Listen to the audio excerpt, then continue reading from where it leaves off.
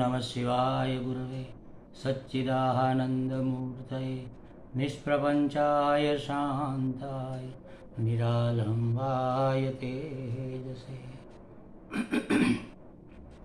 हरिओम प्रभु जी। आज के इस प्रश्न परिषद में आप सबका स्वागत है। आज का प्रश्न एक महात्मा जी ने पूछा है।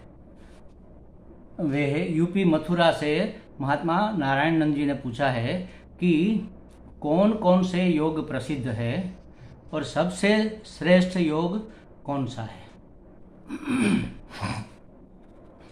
वैसे योग तो अनंत है, जिसका कोई अंत ही नहीं।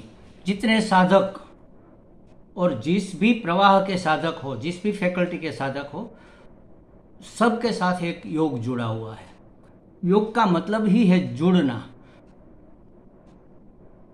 जो हमें सिद्ध करना है, जो हमें प्राप्त करना है, जो हमारा लक्ष्य है, जो हमारा ध्येय है, उसके साथ जुड़ने का नाम है योग। यहाँ जब अध्यात्म की चर्चा होती है तो हमारा लक्ष्य है परमात्मा को प्राप्ति, परमात्मा को प्राप्त करना, परमात्मा की प्राप्ति, ब्रह्म प्राप्ति, या समझो कि शांति, आनंद, संतोष, पूर्णता की प्राप्ति। तो उसके साथ जुड़ने के लिए जो साधन हम इस्तेमाल करते हैं उसको भी हम योग कहते हैं। साधन का नाम भी योग है और जुड़ने की जो क्रिया है उसका नाम भी योग है। लेकिन हमने मान रखा है, हम सबने मान रखा है कि जो क्रिया हम करते हैं जुड़ने के लिए उसी का नाम योग है।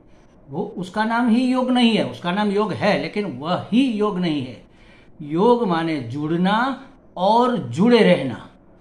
परमात्मा प्राप्ति करनी है तो परमात्मा से जुड़ने का जो साधन है उसको हम योग कहेंगे, और फिर उस साधन के माध्यम से कंटिन्यू जुड़े रहना जब तक कि प्राप्ति न हो जाए। और प्राप्ति हो जाने के बाद जुड़े तो रहना है, साधन छूट जाता है। जैसे हमने गंगा पार करनी है तो इस घाट से सामने वाले परमार्थ घाट तक जाने के लिए हम होड़ी में, नाव में बैठे। ये नाव हमारा साधन है पार जाने के लिए। तो जब तक हम पार जा रहे हैं तब तक हम होड़ी में बैठे हैं, और सामने हमारा लक्ष्य जो है, सामने का किनारा, उससे हम मानसिक रूप से जुड़े हुए हैं कि वहाँ जाना है, वहाँ पहुँचना है, बस अब थोड़ा दूर रहा, बस थोड़ा दूर रहा, बस आ गया। और इसके बाद जहाँ हमें पहुँचना था सामने किनारे, उससे तो हम जुड़े रहते हैं, वहाँ उतर जाते हैं, वहीं रहते हैं, ठहर जाते हैं, लेकिन नाव छूट जाती है। तो ये एक स्पष्टता करने जैसी थी, इसलिए मैंने कहा कि योग का नाम सिर्फ जुड़ना नहीं है, जुड़े रहना है। और जुड़ना होता है साधन को लेकर क्रिया का नाम।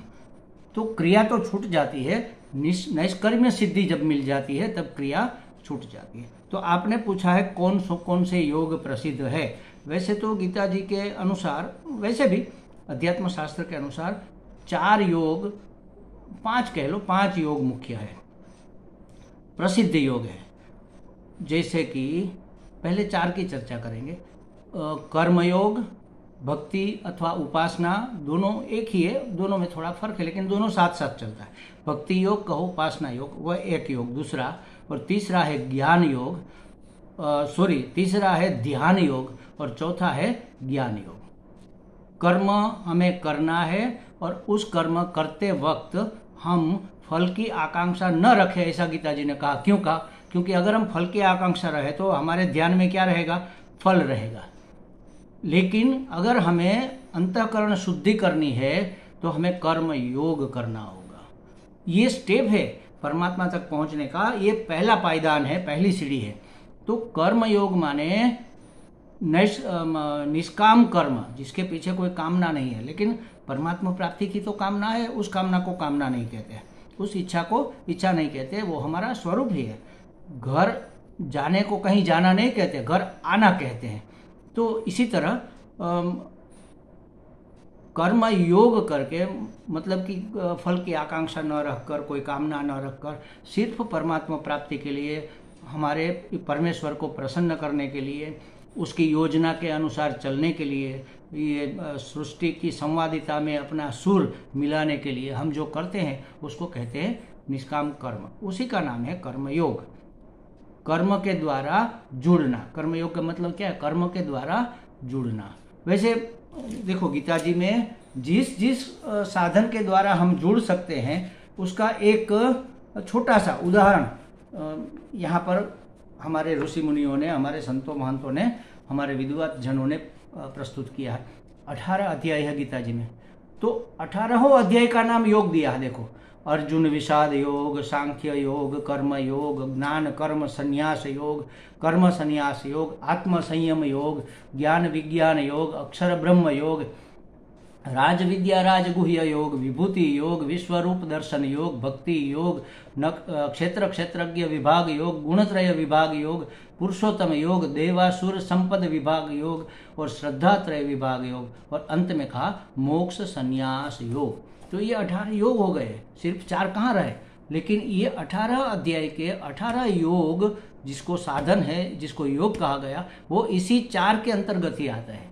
कर्मयोग, ज्ञान योग या उपासना योग या भक्ति योग और ध्यान योग, ये 4 के अंदर ही सब आ जाता है। तो कर्मयोग करना है अंतःकरण शुद्धि के लिए। फिर अंतःकरण की निश्चलता के लिए, मन बहुत चंचल है ना, स्थिर रहता ही नहीं, भागता रहता है, तो ऐसे में कैसे परमात्मा को प्राप्त करे, उसका ध्यान कैसे करे, कैसे जुड़े रहे। तो इसके लिए उपासना करनी है, भक्ति करनी है। भक्ति माने परम प्रेम, परमात्मा को ऐसा प्रेम करना है कि सभी प्रेम उसी में समा जाए। संसार के सभी प्रेम, पत्नी का, पति का, मित्र का, परिवार का, संबंधी का, विषयों का, सुख का, सभी उसी में समा जाए, उसी प्रेम में, उसको कहते हैं परम प्रेम। और वह होता है परमात्मा से ही। तो उसको परम प्रेम योग कह लो आप। कोई तो प्रेम योग कहता है, कोई परम योग कहता है, कोई भक्ति योग कहता है, कोई उपासना योग कहता है। तो उपासना से मन एक जगह टिकता है, स्थिर होता है। तो इसलिए कर्म योग के बाद का स्टेप आता है ये भक्ति योग। बाद का मतलब दोनों साथ साथ ही चलते हैं, लेकिन कर्म योग से शुरुआत होती है, धीरे धीरे भक्ति योग उसमें जुड़ जाता है। और इसके बाद हमें स्वरूप का परोक्ष ज्ञान तो हुआ, लेकिन उसको अंतःकरण में स्थिर करने के लिए आता है ध्यान योग। अब ये ध्यान योग जो है ना, उसके बहुत से फैकल्टीज, बहुत सी फैकल्टीज है। ध्यान योग में अष्टांग योग भी आता है, 8 पाद वाला आसन, प्राणायाम, ये सब जिसमें आता है, शम दम आदि, ये सब प्रत्याहार, फिर ध्यान के बाद धारणा, धारणा के बाद समाधि, ये बीच वाला ध्यान। तो ध्यान योग का मतलब समाधि तक ले जाना, समाधि योग कह लो, ध्यान योग कह लो, ये भी इसी में आता है। निधिध्यासन भी इसी के अंतर्गत ही आता है। गाइडेड मेडिटेशन ये भी इसी के अंतर्गत ही आता है। और विश्लेषणात्मक ध्यान कह लो, ये भी इसी, सब ध्यान योग के अंतर्गत आ जाते हैं। सभी योग ध्यान योग के अंतर्गत आते हैं। और इसके बाद ज्ञान योग, ज्ञान को साधन बनाकर ज्ञान स्वरूप परमात्मा को प्राप्त। देखो, साधन भी वही, साध्य भी वही, ज्ञान ही परमात्मा है और परमात्मा की प्राप्ति के लिए ज्ञान ही साधन है। इसको कहते हैं ज्ञान योग। तो ये 4 योग तो मुख्य है, प्रसिद्ध है। आपने पूछा है सबसे श्रेष्ठ योग कौन सा है, तो देखो ये क्रमशः ऊपर चढ़ने की सीढ़ी है। तो जो सबसे ऊपर है उसी को हम श्रेष्ठ कहेंगे। श्रेष्ठ माने सर्वोत्कृष्ट, सबसे उत्कृष्ट, उत्कृष्ट माने ऊंचा। तो एक के बाद एक पायदान चढ़ते चढ़ते अंतिम पायदान आता है ज्ञान योग। तो ज्ञान योग ही सबसे श्रेष्ठ है, ये सही बात है। लेकिन इससे भी एक बात और है, जब ज्ञान योग की सिद्धि हो जाती है तब साधन छूट जाता है। हमने कहा पहले साधन छूट जाता है, तो ज्ञान प्राप्ति का जो साधन है, मतलब ये जो शास्त्र है, छूट जाता है। छूट जाता है मतलब क्या, उसका अब अध्ययन अध्यापन नहीं होगा, उसके पीछे हम नहीं भागेंगे। एक बार हमारे पुराण की कथा है, तो किसी ऋषि कहीं पर गए थे, शायद राजा जनक के दरबार में गए थे, कहीं पर गए थे, और सत्संग हुआ। और फिर रेफरेंस देते देते उस महात्मा ने कई बातें कही कि इस ग्रंथ में ये लिखा है, उस शास्त्र में ये लिखा है, इस पुराण में ये लिखा। ऐसा करते करते करते उन्होंने अपनी बात सिद्ध की। तो सामने एक जो महात्मा थे उसने कहा कि महाराज, ये पुस्तकों का ढेर गधे पर भी लाद कर लाया जा सकता है, आप इतने ज्ञानी होकर ये ढेर, ये बोझ क्यों ढो रहे? छोड़ो इसको, अब आपको परम की प्राप्ति हो गई। अब क्या करना है शास्त्र को? अब आप अपनी अनुभूति की बात करो, अपने अनुभव की बात करो कि परमात्मा ऐसा है। शास्त्र में कहा है ऐसा, इसलिए नहीं, हमने जाना है इसलिए परमात्मा ऐसा है। तो जैसे रमण महर्षि अपने अनुभव की बात कहते थे, फिर किसी ने उसको ये शास्त्र सुनाया, उपनिषद सुनाया, तो कहा हाँ हाँ बस मेरी अनुभूति भी यही कहती है। तो अनुभूति को उन्होंने वेरीफाई करने के लिए शास्त्र का उपयोग किया। तो तब ये ज्ञान स्वरूप शास्त्र छूट जाता है, ज्ञान तो छूटता ही नहीं। ज्ञान तो परमात्मा है, स्वरूप है, परमात्मा का एक स्वरूप है चित्त, सत्य चित्त आनंद स्वरूप एक लक्षण है चित्त। तो चित्त माने ज्ञान, तो ज्ञान छूटता नहीं। तब क्या होता है, जब तक ज्ञान का साधन और साध्य के रूप में ज्ञान था तब तक तो इसको ज्ञान योग कहा। अब साधन छूट गया तब इसको क्या कहेंगे? ये है सहज योग। सहज योग का मतलब ये नहीं है कि किसे भी प्राप्त किया जाए। अंतिम जो स्थिति आपकी होती है उसी को कहते हैं सहजता।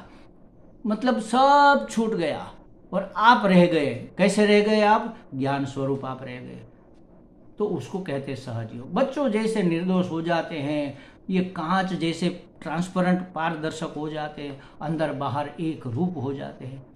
तो देखो महाराज, परमात्मा को प्राप्त करने का सबसे श्रेष्ठ साधन क्या हुआ?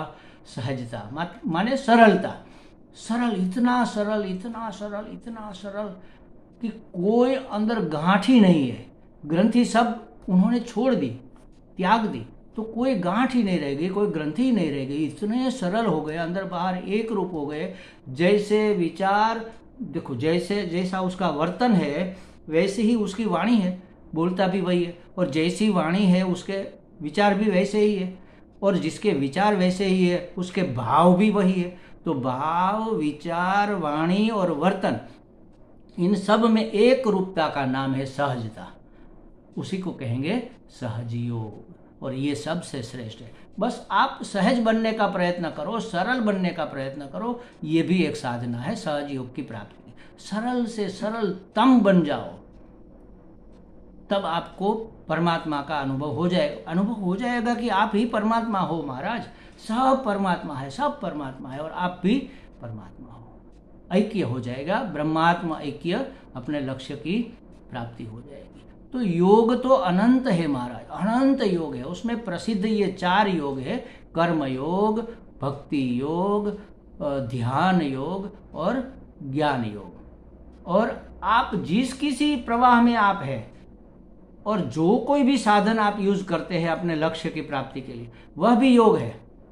योग माने जुड़ना, और यहाँ अध्यात्म में जुड़ना सिर्फ नहीं है, जुड़ना और जुड़े रहना। जबकि विषयों की प्राप्ति के लिए, पदार्थों की प्राप्ति के लिए, संसार की प्राप्ति के लिए जुड़ना तो योग है, लेकिन प्राप्ति हो जाने के बाद जुड़े रहना नहीं होता है। जैसे हमने कहा, नाव हमने छोड़ दी, किनारे पर पहुंच गए। तो ये स्थूल रूप में जो हमें प्राप्ति होती है, तब हम साधन को छोड़ देते हैं, जुड़े भी नहीं रहते। क्यों? क्योंकि आप नित्य नहीं हो। आप कैसे जुड़े रह सकते हो? आपका लक्ष्य है 1 लाख रुपया कमाना। आपने प्रयत्न किया, व्यापार किया, जो भी किया, साधन जो भी आपने अपनाया, या नौकरी की, जो भी आपने साधन अपनाया, उस साधन से आपको 1 लाख रुपया मिल गया। अब आपने साधन छोड़ दिया, वो तो ठीक है, लेकिन 1 लाख रुपये से आप जुड़े नहीं रह सकते। क्यों? क्योंकि आप या तो आप नहीं रहेंगे, या तो वो धीरे धीरे खर्च होते जाएंगे। 1 लाख नहीं रहेगा। लक्ष्मी तो चंचल है, वो तो चली जाएगी। उसका यूज करोगे तभी तो लाख का मतलब है, वरना सिर्फ कमाने से क्या? कमा कर हमने कपबोर्ड में लाकर रख दिया और भूखों मर रहे, तो उस 1 लाख रुपये को करना क्या है? कमाना किस लिए था? सुख प्राप्ति के लिए, अनुकूलता की प्राप्ति के लिए, सुविधा के साधन जुटाने के लिए, वो सब आपने किया, तो 1 लाख कहाँ रहे? आप जुड़े नहीं रह सकते। और ये अध्यात्म में जो योग है, उसमें जुड़ना और जुड़े रहना, इसका नाम योग है। तो सिर्फ प्राणायाम करने का नाम योग नहीं है महाराज, सिर्फ आसन लगाने का नाम योग नहीं है, इवन ध्यान लगाने का नाम भी योग नहीं है। धारणा, प्रत्याहार, ये सब साधन है। समाधि भी योग नहीं है। कहते हैं समाधि योग, समाधि का लक्ष्य क्या है? परम शांति की प्राप्ति। तो ये परम शांति से जुड़े रहना, ये योग है। परम शांति, परम शब्द ही ऐसा है जिसमें सब समा जाता है। जैसे हमने कहा परम प्रेम, तो उसी तरह परम शांति माने सभी शांति इसी में समा जाती है। शरीर का विश्राम, इसको भी शांति कहते हैं। मन का विश्राम, उसको भी शांति कहते हैं। वाणी का विश्राम, उसको आप कहते शांत हो जाओ, बक बक मत करो, तो इसको भी शांति कहते हैं। तो ये सभी शांति एक शांति में समा जाए, उसको कहेंगे परम शांति। तो ये परम शांति की प्राप्ति हमारा लक्ष्य है और उसी से जुड़े रहना ये हमारा योग है। तो अध्यात्म शास्त्र में जुड़ना और जुड़े रहना उसको योग कहते हैं, जबकि सांसारिक वस्तुओं से जुड़ना ही योग कहते हैं। जुड़े रह नहीं सकते क्योंकि ये तो अनित्य है, जाने वाली है, मिटने वाली है। किसी भी परिस्थिति में आप बहुत संभाल कर खर्च करोगे तो भी रुपये रहेंगे नहीं। उसी तरह संबंधी नहीं रहेंगे, पुत्र मित्र कलत्र नहीं रहेंगे, सुविधाएं नहीं रहेगी, घर बंगलो मकान बनाया वो नहीं रहेगा, धीमे धीमे नष्ट होता जाएगा, गाड़ी नहीं रहेगी, कुछ भी न, क्योंकि सब अनित्य है। और हर क्षण एक दिन चला जाएगा ऐसा नहीं, हर क्षण वो जाता ही है। जैसे हम हर क्षण मर रहे हैं, हम बड़े नहीं हो रहे, हम कम हो रहे हैं। जैसे हमारी उम्र 80 साल है, हमारे प्रारब्ध में तय किया हुआ है कि इतना प्रारब्ध भोगने के लिए 80 साल भगवान ने दिए, तो 5 साल के हम हो गए, मतलब अब हम 75 के ही बाकी रह गए। अभी हम 66 के हो गए तो इसका 65 के समझ लो हो गए, तो इसका मतलब है अब 15 के ही हम रह गए।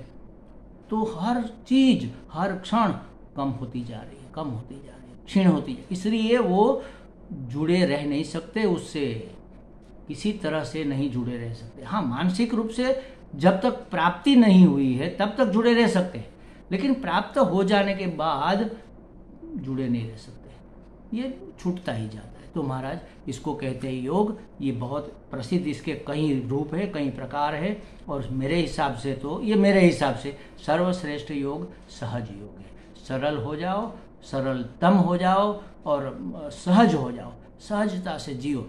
एक बार स्वामी चिन्मयानंद जी ने उसके पास थे, भोजन के लिए बैठे थे, उसके पास जय कृष्ण मूर्ति थे, और कृष्ण मूर्ति से उसने कुछ पूछा, तो कृष्ण मूर्ति ने कहा, आई ईट व्हेन आई ईट, मैं खाता हूँ तब मैं खाता ही हूँ। बहुत बड़ा संदेश है महाराज इसमें। जब आप खाओ तब सिर्फ खाओ और कुछ मत करो, लेकिन जब हम खाते हैं तब मन से तो हम कहीं और होते हैं, तब कुछ और ही कर रहे होते हैं। जब कुछ और करने का समय आता है तब हम भोजन के विचार करते हैं, जब हम नहाते तब हम जाने का विचार करते हैं, जब हम जाते हैं तब नहाने का विचार। तो ये सहजता नहीं है। सहज माने भूख लगे खा लो, ऊँघ आए नींद आए सो जाओ, नींद उड़े जाग जाओ, चलने का मन करे चलते जाओ, रुकने का मन करे रुक जाओ, बस। उसके लिए कोई प्रपंच नहीं करना है, बिल्कुल सरल। कोई पूछे बता दो, जो है वही बता दो, उसमें कुछ आवृत करके बताने की जरूरत नहीं, किस छिपाने की जरूरत नहीं। ये है सहज। तो सहज योग, ये सहज योग को प्राप्त करने का ये तरीका है। मैंने जो बताया ये सहज योग नहीं है, ये तरीका है। तो आप ट्रांसपेरेंट हो जाओ, सहज हो जाओ, सरल हो जाओ।